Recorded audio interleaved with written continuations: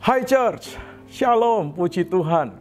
Hari ini kita dapat bertemu kembali di program GGIC, Aku dan Alkitabku. Saya berdoa ketika kita belajar firman, kita juga belajar menghidupi firman dan dihidupi oleh firman, maka kita akan bertumbuh dengan baik. Mengizinkan firman merema di dalam kehidupan kita, menjadi satu kehidupan yang menyatu dengan hidup kita. Sehingga iman kita semakin tumbuh kuat. Ingat bahwa iman itu timbul dari pendengaran, bukan hanya pendengaran biasa. Sumbernya haruslah firman Tuhan. Tanpa firman Tuhan, iman kita tidak akan tumbuh, tidak akan kuat, tidak akan hidup. Karena firman itulah yang akan menghidupkan iman. Saya berdoa kiranya sungguh ketika kita bersama-sama menggali, merenungkan firman, kita semakin dikuatkan iman kita di dalam Tuhan. Amin. Hari ini kita akan merenungkan bagian dari Kejadian pasal 2 ayat 8 sampai 17, saudara. Kita akan melihat nanti, kita akan baca. Saya akan baca secara perlahan-lahan. Saya berdoa ini akan menjadi firman yang menguatkan kita. Tapi sebelum kita membaca firman, kita menggalinya, saya ingin mengajak saudara menyanyikan satu pujian, lagu lama sekali. Bahkan dinyanyikan ketika saya masih remaja. Tapi lagu ini mengingatkan kepada kita bahwa kita perlu belajar mengenal Allah lebih dalam lagi. Dan mengerti betapa Allah itu kasih kepada kita. Bapa Surgawi, ajarku mengenal betapa dalamnya kasih-Mu. Bapa Surgawi, ajarku mengenal betapa dalamnya kasih-Mu. Bapa Surgawi, buatku mengerti betapa kasih-Mu padaku. Semua yang terjadi di dalam hidupku, ajarku menyadari Kau selalu sertaku. Beri hatiku selalu bersyukur padamu, karena rencana-Mu indah bagiku. Katakan bersama-sama, Bapa Surgawi, Bapa Surgawi, ajarku mengenal betapa dalamnya kasih-Mu. Bapa Surgawi, buatku mengerti betapa kasih-Mu padaku. Semua yang terjadi di dalam hidupku, ajarku menyadari Kau selalu sertaku. Beri hatiku selalu bersyukur padamu, karena rencana-Mu indah bagiku. Semua yang terjadi di dalam hidupku, ajarku menyadari Kau selalu sertaku. Beri hatiku selalu bersyukur padamu, karena rencana-Mu indah bagiku. Karena rencana-Mu indah bagiku.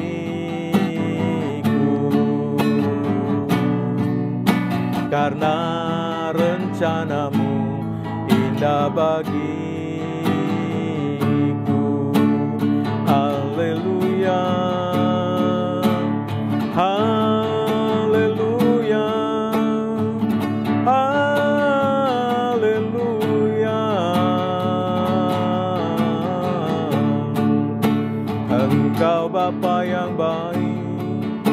Ajar kami mengerti rencana-Mu, ajar kami mengerti isi hati-Mu Bapa.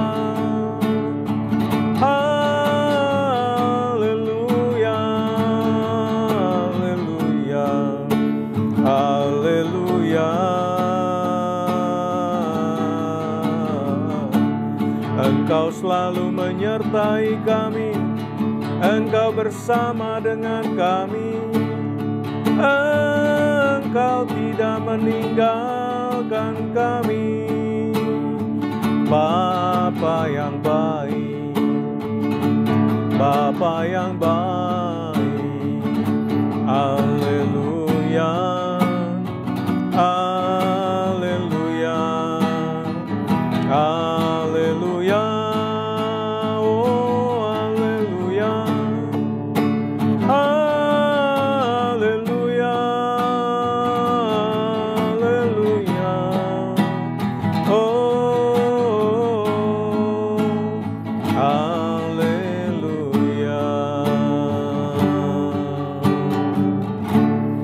Kiranya melalui firman-Mu kami semakin mengerti rencana-Mu dalam kehidupan kami. Kami semakin mengerti isi hati-Mu ya Tuhan. Dan sadarkan kami betapa Engkau ada bersama-sama dengan kami. Engkau menyertai kami dan tidak meninggalkan kami. Iluminasikan firman-Mu ya Tuhan. Kiranya firman menjadi benih iman dalam hidup kami. Di dalam nama Tuhan Yesus kami berdoa. Haleluya. Amin. Puji Tuhan, saudara. Kita akan bersama-sama membaca firman Tuhan dari Kejadian pasal yang kedua, ayat yang ke-8 sampai ayat yang ke-17. Saya akan bacakan untuk saudara. Alkitab mengatakan demikian. Selanjutnya Tuhan Allah membuat taman di Eden di sebelah timur. Disitulah ditempatkannya manusia yang dibentuknya itu. Lalu Tuhan Allah menumbuhkan berbagai-bagai pohon dari bumi yang menarik dan yang baik untuk dimakan buahnya, dan pohon kehidupan di tengah-tengah taman itu, serta pohon pengetahuan tentang yang baik dan yang jahat. Ada suatu sungai mengalir dari Eden untuk membasahi taman itu, dan dari situ sungai itu terbagi menjadi 4 cabang. Yang pertama namanya Pison, yakni yang mengalir mengelilingi seluruh tanah Hawila, tempat emas ada, dan emas dari negeri itu baik. Di sana ada damar bedolah dan batu krisopras. Nama sungai yang kedua ialah Gihon, yakni yang mengalir mengelilingi tanah Kush. Nama sungai yang ketiga ialah Tigris, yakni yang mengalir dari sebelah timur Asyur. Dan sungai yang keempat ialah Efrat. Tuhan Allah mengambil manusia itu dan menempatkannya di dalam Taman Eden untuk mengusahakannya dan memelihara taman itu. Lalu Tuhan Allah memberi perintah itu kepada Musa. Semua pohon dalam taman ini boleh kau makan buahnya dengan bebas. Tetapi pohon pengetahuan tentang yang baik dan yang jahat, janganlah kau makan buahnya, sebab pada hari engkau memakannya, pastilah engkau mati. Nah, saudara sekalian yang dikasihi Tuhan, khusus untuk manusia tinggal, manusia hidup, manusia menetap, maka Alkitab mengatakan Tuhan membuatkan manusia itu sebuah taman di Eden yang letaknya di Eden. Sehingga taman yang letaknya di Eden ini kemudian lebih dikenal dengan nama Taman Eden. Sebetulnya taman tapi letaknya di Eden. Hari ini kita mengenalnya sebagai Taman Eden. Saudara, kata taman itu berasal dari bahasa Ibrani yang artinya enclosed garden atau taman yang tertutup. Pertanyaannya sederhana begini, mengapa taman ini merupakan taman yang tertutup? Saudara, selain memiliki arti taman yang tertutup, kata gan atau ganan ini memiliki arti to defend atau mempertahankan. Jadi arti kata enclosed garden atau taman yang tertutup ini atau taman ini itu berarti juga tempat untuk mempertahankan, to defend, yaitu untuk membela, preserve atau melestarikan atau survive, untuk bertahan hidup terus menerus. Dia bisa bertahan hidup di taman itu. Jadi saudara, taman ini dibuat oleh Tuhan tertutup. Oleh karena itulah namanya disebut sebagai enclosed garden. Dan taman ini diharapkan untuk menjadi tempat di mana manusia bisa melestarikan. Dan apa yang diciptakan oleh Tuhan menjadi lestari, menjadi berkembang dengan baik, tumbuh dengan baik, terawat dengan baik.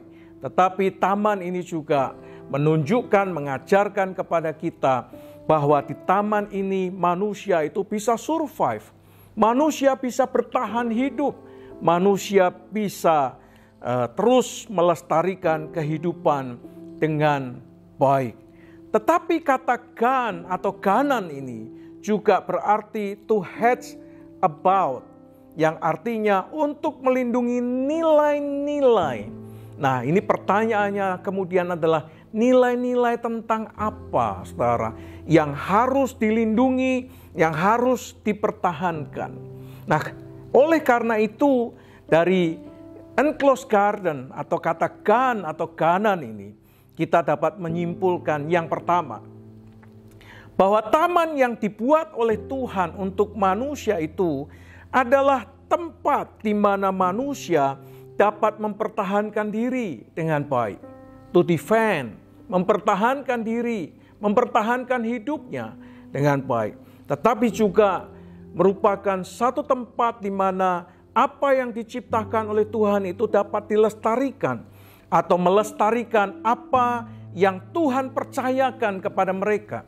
Sehingga manusia bisa melestarikan, mengembangbiakkan, menjadi ciptaan Tuhan yang terus lestari dan berkembang.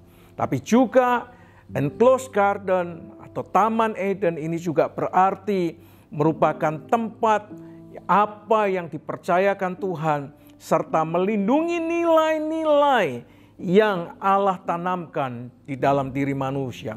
Di taman inilah manusia bisa mempertahankan nilai-nilai, karakteristik ilahi di dalam dirinya dengan lebih baik. Nilai-nilai yang harus dilestarikan, nilai-nilai ilahi yang harus dihidupi, yang harus tetap ada dan terus tetap dihidupi oleh umatnya atau manusia ciptaannya. Saudara, kelak di kemudian hari kita tahu bahwa ketika manusia jatuh dalam dosa, manusia diusir keluar dari taman itu, dari enclosed garden itu. Dan ternyata taman itu memiliki pintu yang dijaga oleh kerub, sehingga manusia tidak dapat lagi memasuki taman tersebut. Karena taman itu sudah ditutup dan tidak boleh manusia memasukinya kembali. Karena itu dijaga oleh dua kerub dengan pedang yang menyala-nyala. Dari sini kita tahu, saudara, bahwa taman itu adalah taman khusus yang tertutup, tidak dapat dimasuki kecuali melalui pintu yang dijaga oleh kerub itu sendiri. Saudara, Tuhan menempatkan kita di tempat yang khusus, dipisahkan dari dunia, supaya di tempat di mana Tuhan tempatkan kita, kita bukan hanya melestarikan apa yang Tuhan percayakan, melestarikan, mengembangkan apa yang Tuhan percayakan, tetapi juga melindungi nilai-nilai ilahi dalam kehidupan kita. Sehingga itulah yang dipertahankan, nilai-nilai ilahi yang harus kita hidupi di dalam kehidupan kita. Ketika kita tidak lagi dapat mempertahankan itu, kita tidak dapat lagi melestarikan apa yang Tuhan percayakan, kita tidak bisa bertahan dengan segala tipu daya si iblis, maka pada saat yang sama kita keluar dari Taman Eden, enclosed garden itu. Karena kita tidak dapat mempertahankan apa yang Tuhan percayakan dalam kehidupan kita. Saudara sekalian, seperti Taman Eden, demikian juga dengan kerajaan sorga. Saudara, kerajaan sorga tidak memiliki banyak pintu sebagai akses masuknya. Orang seringkali mengatakan ada banyak jalan menuju ke Roma. Ada banyak jalan menuju ke sorga. Tidak, saudara. Kerajaan sorga hampir sama dengan Taman Eden. Hanya ada satu jalan, hanya ada satu pintu. Yang hanya melalui pintu itu saja seseorang bisa memasuki Taman Eden. Yang bisa memasuki kerajaan sorga. Hanya ada satu pintu, hanya ada satu jalan untuk memasukinya, yaitu hanya melalui Tuhan Yesus Kristus. Tidak ada jalan lain menuju kepada kerajaan sorga, menuju kepada Bapa, hanya melalui Yesus Kristus. Tidak seperti Taman Eden yang dijaga oleh kerub dengan pedang yang menyala-nyala dan yang menyambar-nyambar itu. Saudara, melalui Kristus kita memiliki akses untuk memasuki kerajaan Allah. Melalui Kristus Yesus kita dapat kembali bersekutu bergaul dengan Allah. Saudara, ketika manusia menghidupi nilai-nilai ilahi yang terus dipertahankan di Taman Eden, maka manusia selamanya bisa bersama-sama dengan Allah. Ketika manusia dapat bertahan dari godaan, dari jebakan kuasa kegelapan, dari jebakan si iblis, maka manusia bisa bersama-sama dengan Allah. Tetapi ketika manusia karena dosanya, karena tidak dapat mempertahankan apa yang Tuhan percayakan, dia harus diusir keluar untuk kembali hanya melalui satu jalan. Minta maaf. Hanya melalui Yesus Kristus. Tidak ada jalan yang lain.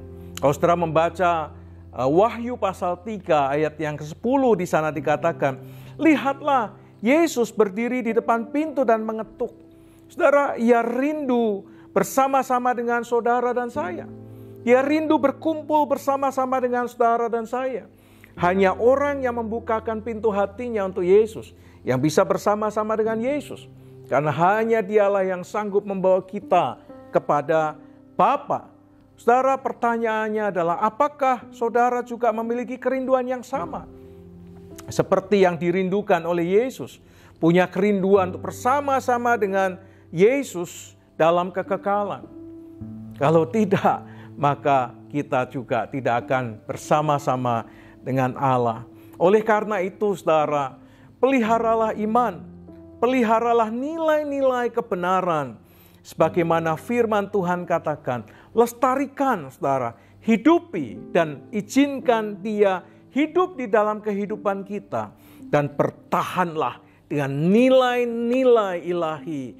Bertahanlah sebagai orang yang percaya kepada Allah hingga sampai Tuhan datang yang kedua kali. Kalau kita bisa bertahan dengan nilai-nilai kebenaran sebagaimana firman Tuhan ajarkan, kelak ketika Tuhan datang kedua kali, kita akan dibawa masuk ke tempat enclosed garden, taman yang tertutup, taman yang bisa kita hidupi bersama-sama dengan Allah dan tidak ada yang lain. Saya berdoa kita orang yang percaya kepada Tuhan Yesus Kristus. Saudara, kata Eden, kalau saudara belajar dengan baik, saudara gali kata Eden, maka kata Eden yang dikenal sebagai rumah Adam atau tempat tinggal Adam dan Hawa itu artinya adalah kenikmatan atau kesenangan. Jadi Eden atau Eden adalah artinya kenikmatan atau kesenangan. Jadi saudara, Taman Eden itu berarti house of delight, rumah kenikmatan, rumah kesukaan, rumah kesenangan. Saudara, disinilah habitat manusia setelah dia diciptakan oleh Allah itu hidup, tinggal bersama-sama dengan Allah. Jadi Taman Eden adalah enclosed garden yang membuat kita bisa menikmati anugerah Allah. Kita bisa hidup di dalam sukacita karena di sanalah Tuhan memelihara kita. Saudara, tetapi ketika manusia jatuh dalam dosa, maka seringkali kita mendengar kata kenikmatan dan kata kesenangan itu orientasinya bukan lagi hidup bersama dengan Allah, bukan lagi hidup bergaul karib dengan Allah, bahagia bersama-sama dengan Allah. Tapi kata kenikmatan sejak ketika manusia jatuh dalam dosa, kesenangan seringkali orientasinya adalah materi. Orientasinya adalah memuaskan hasrat atau jiwa sesaat saja. Jadi itulah arti dari Eden. Tapi ketika manusia jatuh dalam dosa, arti kesenangan, kenikmatan, kebahagiaan bersama dengan Tuhan bergeser artinya. Artinya kemudian berorientasi puas, senang dengan materi, puas, senang dengan nafsu daging, puas, senang hanya hasrat yang orientasinya pada seksual atau kesenangan, kenikmatan jiwa sesaat. Saudara, padahal kalau kita belajar lebih jauh, arti kata kesenangan di sini adalah bahwa manusia akan menikmati persekutuan dan persahabatan dengan Allah. Kalau saudara punya sahabat, teman karib yang adalah Allah sendiri, wow, itu more than everything. Lebih dari segalanya, saudara. Lebih dari materi, lebih dari kenikmatan daging, hawa nafsu atau kenikmatan jiwa sesaat. Selain itu manusia dapat bekerja sesuai dengan blueprint-nya atau cetak biru yang telah Allah tetapkan untuk menyempurnakan kehendak Allah. Jadi saudara, jangan ubah kata kenikmatan, kata kesenangan itu lalu diubah bentuk menjadi kenikmatan, kesenangan sesaat dalam jiwa, dalam daging, dalam materi. Oh, jauh saudara, jauh sekali.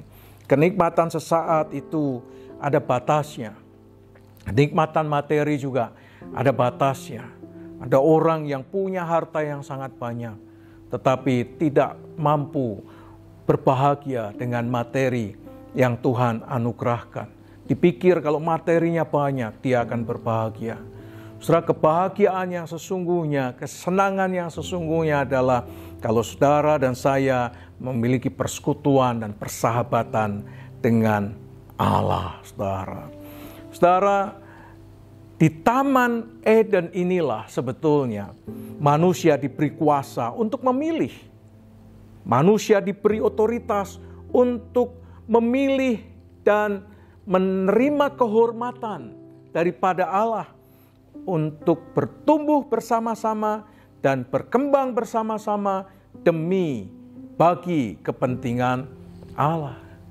Saudara, di gereja, enclosed garden, Tuhan memberikan kepada kita kuasa untuk memilih, untuk bertumbuh, berkembang bagi kepentingan Allah. Di dalam gereja, di tempat di mana Tuhan menyebutnya sebagai rumah Tuhan, kita bisa memilih, kita mau bertumbuh, menikmati anugerah Tuhan atau tidak. Saudara sekalian yang dikasihi oleh Tuhan, manusia menikmati hak hidup yang luar biasa dari Allah sebetulnya. Ketika mereka ada di Taman Eden, hak hidup yang tanpa batas, saudara. Kebahagiaan yang tanpa batas, kenikmatan yang tanpa batas. Manusia menikmati hak hidup yang luar biasa di Taman Eden. Tuhan juga memberikan kepada kita hak hidup yang luar biasa ketika kita ada bersama-sama dengan Allah, berrelasi, bersahabat dengan Allah secara fisik dan langsung yang tidak dinikmati orang percaya pada hari ini. Saudara, Adam dan Hawa menikmati hak hidup yang luar biasa. Mereka menikmati persekutuan dengan Allah secara langsung, bahkan secara fisik. yang tidak dinikmati oleh saudara dan saya hari ini. Saudara, setiap pagi saya bangun, saya berdoa kepada Allah. Saya menyembah Tuhan, saya memuji Tuhan. Saya menikmati hadirat Tuhan. Saya menikmati persekutuan dengan Tuhan. Dan hampir-hampir kekurangan waktu, saudara, karena berkejar-kejaran dengan waktu yang lain di pagi hari. Itu pun membuat saya puas, saya bersuka cita, walaupun tidak bersekutu secara fisik, tetapi saya menikmati roh Tuhan hadir. Saya menikmati kehadiran Tuhan. Dan sungguh luar biasa. Sangat luar biasa. Memiliki kebebasan untuk memilih dan mendapat kehormatan dari Allah untuk bertumbuh dan berkembang bagi kepentingan Allah. Kita bisa memilih dipakai oleh Tuhan dengan seluruh talenta. Kita mengizinkan harta yang Tuhan percayakan dipakai oleh Tuhan bagi kemuliaan Tuhan. Saudara, dalam beberapa hari ini kami diberkati Tuhan. Ketika berkat itu kami terima, anak saya berkata, "Pak, beli gimbal, Pak." Saya tanya, "Berapa harga gimbal?" "Sekian juta rupiah." Lalu kemudian dia berkata, "Pak, beli lagi untuk mic wireless untuk kepentingan ABM," katanya. Kepentingan untuk pelayanan di Allah Baik Ministry. Saudara, saya terima berkat dan Tuhan memberkati. Dan hari ini saya bersama dengan istri membeli gimbal itu dan membeli mic wireless itu sehingga bisa dipakai untuk pelayanan. Saudara, betapa senang dan bahagianya ketika bisa memilih untuk bertumbuh, berkembang, menggunakan semua berkat Tuhan demi kepentingan Tuhan. Menikmati ciptaan Allah yang luar biasa. Taman Eden, taman yang belum dirusak, taman yang begitu indah. Nilai-nilai kehidupan ilahi ada di sana. Masih orisinil, murni dan indah. Sebelum manusia jatuh di dalam dosa. Menikmati ciptaan Allah. Ketika saudara ada di dalam hadirat Allah, wow, luar biasa saudara. Saudara menikmati keindahan, kehadiran Tuhan dalam relasi itu. Saudara sekalian yang dikasihi oleh Tuhan, memiliki hubungan dengan Allah adalah hak istimewa yang tidak diberikan kepada setiap orang loh saudara. Jadi kalau hari ini saudara dan saya memiliki relasi hubungan dengan Allah, itu adalah privilege yang tidak diberikan kepada setiap manusia. Limited saudara. Karena tidak setiap orang memiliki hak istimewa. Seperti Adam, seperti Nuh, seperti Henok, seperti Abraham, Musa. Jadi pada hari ini saudara, oleh karena penebusan darah Yesus Kristus yang telah menyucikan kita, menguduskan kita melalui karya salib di mana Tuhan Yesus Kristus dikorbankan di atas kayu salib. Hari ini saudara dan saya memiliki kesempatan untuk bersekutu dengan Allah kembali. Merupakan anugerah yang luar biasa. Saudara, jangan rusak hubungan itu. Jangan hancurkan hubungan itu. Pelihara hubungan itu. Relasi itu. Sampai Tuhan datang yang kedua kali. Ini privilege. Jangan izinkan apapun atau siapapun merusak relasi itu.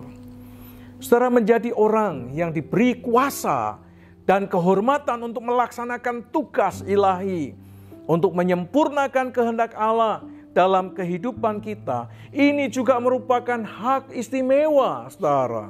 Oleh karena itu, apabila kita masih diberi kesempatan untuk melayani Dia, layani Dia dengan sungguh-sungguh, saudara.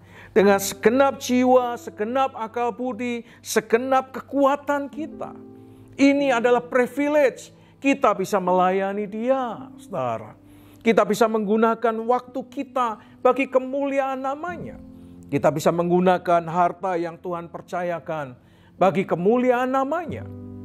Sehingga apa yang dipercayakan itu dapat mempermuliakan nama-Nya. Jadi kalau hari ini saudara diberi kesempatan Tuhan untuk melayani Tuhan dalam bentuk apapun juga, bersyukurlah karena itu privilege yang dari Tuhan. Dan yang terakhir saudara, kenikmatan dan kesenangan yang Tuhan anugerahkan seharusnya tidak membuat kita lupa diri saudara. Kita lupa akan Tuhan ketika kenikmatan dan kesenangan yang kita rasakan telah menggeser Tuhan dari kehidupan kita, telah menggeser Tuhan dari perhatian kita, dari fokus kehidupan kita, maka dengan sendirinya secara otomatis kenikmatan dan kesenangan itu akan hilang dari kehidupan kita. Hanya tersisa kenikmatan daging sesaat, kenikmatan jiwa sesaat, kenikmatan hawa nafsu sesaat saja. Kenikmatan yang kekal itu hilang dari kehidupan kita. Oleh karena itu saudara, ketika saudara diberkati Tuhan, jangan lupa dengan Tuhan. Ketika saudara diberkati dengan tubuh yang kuat, yang sehat, jangan lupa dengan Tuhan. Ketika Tuhan bergeser menjauh dari kehidupan kita, tidak lagi menjadi perhatian dan fokus kita, hati-hati, karena pada saat yang sama saudara kehilangan kenikmatan kekal, kebahagiaan kekal, kesenangan kekal itu dalam diri kita secara otomatis. Oleh karena itu hati-hati, saudara izinkan, nikmati persekutuan, relasi dengan Tuhan dengan sebaik-baiknya. Bangun pagi, berdoa kepada Tuhan, bersekutu dengan firman-Nya secara pribadi, dan nikmati anugerah-Nya yang luar biasa. Amin. Amin. Haleluya. Saya ingin berdoa untuk saudara, sehingga saudara menikmati Taman Eden, enclosed garden, tempat di mana saudara menikmati keindahan, kesenangan bersama-sama dengan Tuhan. Saya ingin mengajak saudara menaikkan satu pujian. Engkau ada bersamaku di setiap musim hidupku. Saya berharap saya bisa memainkan gitar dan menyanyikannya bersama-sama dengan saudara. Engkau ada bersamaku di setiap musim hidupku. Pernah kau biarkan ku sendiri,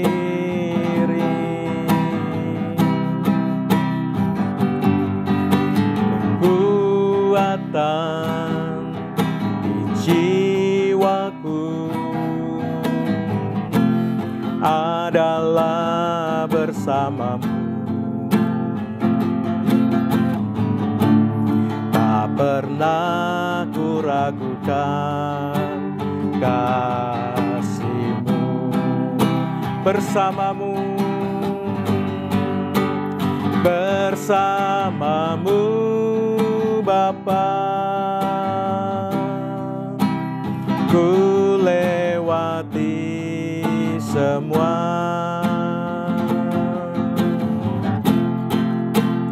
perkenanan-Mu yang teguhkan hatiku. Engkau yang bertindak, memberi pertolongan. Anugerah-Mu besar melimpah bagiku. Bersama dengan Bapa, bersama dengan Allah dalam relasi dan persekutuan yang intim adalah kenikmatan, kebahagiaan, kesenangan yang tak ternilai harganya. Jangan sampai Tuhan tergeser atau bergeser. Tuhan tidak lagi menjadi fokus kita. Tuhan tidak lagi menjadi perhatian kita. Pada saat di mana Tuhan bergeser dari hidup kita, Dia tidak lagi menjadi fokus dan perhatian kita. maka kesenangan kebahagiaan kita beralih hanya pada kenikmatan sesaat, kenikmatan daging, kenikmatan materi, kenikmatan jiwani saja yang terbatas, yang akan hilang pada saatnya dan tidak akan memiliki nilai kekal dalam kehidupan kita. Sekali lagi, Kau ada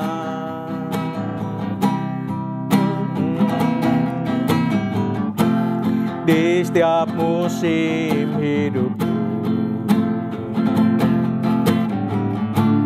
tak pernah Kau biarkan ku sendiri.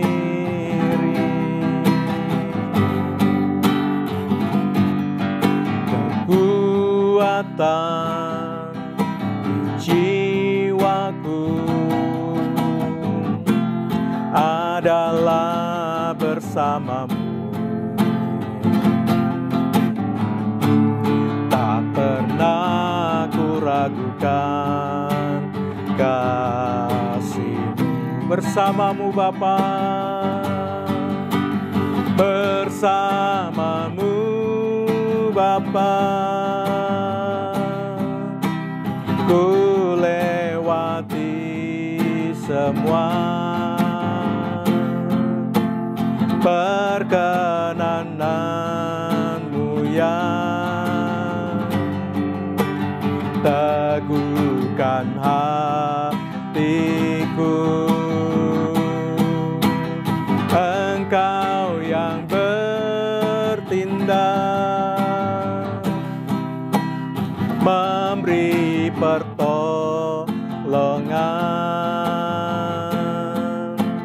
anugerah-Mu besar melimpah bagiku. Bersamamu Bapa, bersamamu Bapa,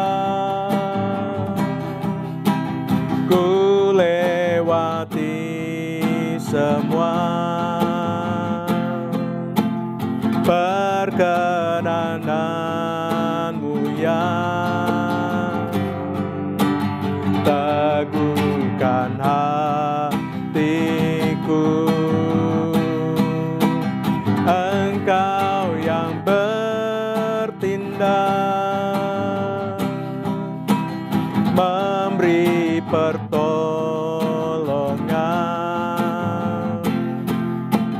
anugerah-Mu besar melimpah bagiku.